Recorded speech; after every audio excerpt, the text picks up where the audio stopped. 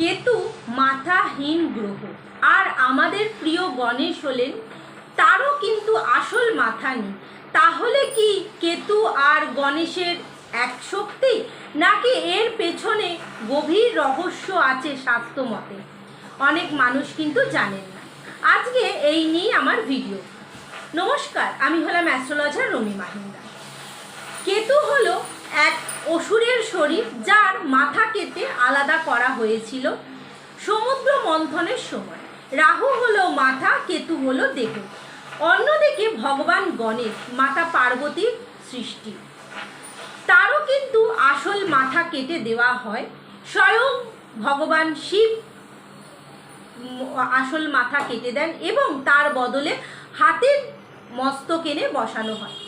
এখানেই আসল পার্থক্য, শুনলে অবাক হয়ে যাবেন।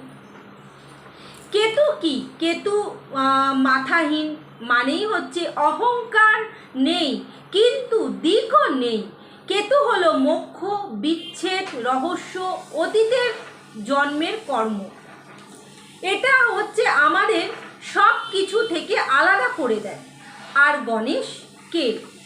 তিনি হলেন বুদ্ধির অধিপতি। মাথা বদলানোর মানেই মানব অহংকার বদলে দিয়ে দিব্য জ্ঞান গ্রহণ।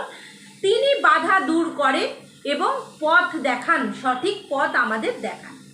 অর্থাৎ কেতু দিকহীন মুক্তি, আর গণেশ হচ্ছে জ্ঞান দিয়ে মুক্তির পথ।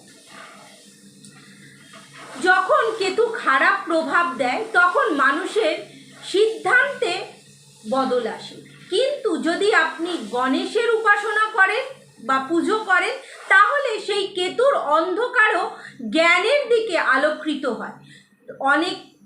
তাই অনেক শুরুতেই বলেন কেতু সমস্যার সমাধান হলোই হচ্ছে গণেশের পুজো। তাহলে মাথা না থাকলেই সব কিন্তু এক হয়ে যায় না। কেতু আমাদের সব কেড়ে নিয়ে মুক্তি দেন এবং গণেশ আমাদেরকে জ্ঞান দিয়ে সঠিক পথ কিন্তু দেখায়। আপনি কোন দিকে, কেতু না গণেশের? কমেন্ট করে জানাবেন। সবাই ভালো থাকবে, সুস্থ থাকবে।